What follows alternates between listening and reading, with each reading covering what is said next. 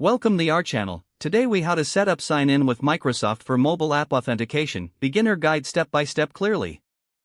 To set up sign in with Microsoft for mobile app authentication, begin by creating a Microsoft Azure account if you don't already have one. Once logged into the Azure portal, navigate to the Azure Active Directory section. Click on App Registrations in the left-hand menu.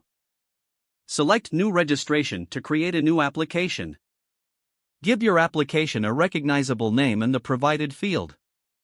Choose the appropriate account type based on your app's target audience. For the redirect URI, enter the URI your app will use to redirect after authentication. Ensure it matches the URI configured in your app settings. After entering all required information, click on the Register button. Once registered, you'll be taken to the application's overview page. Make a note of the application client ID, as you will need it later. Next, navigate to the Certificates and Secrets tab on the left menu.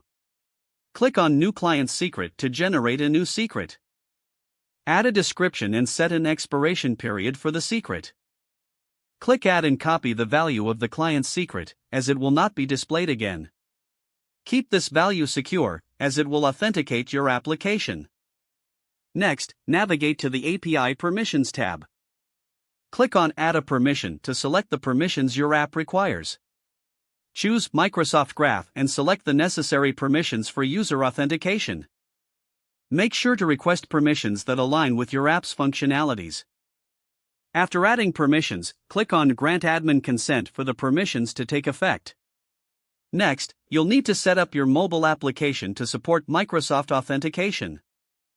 Use libraries like MSAL for your mobile platform, available for both iOS and Android.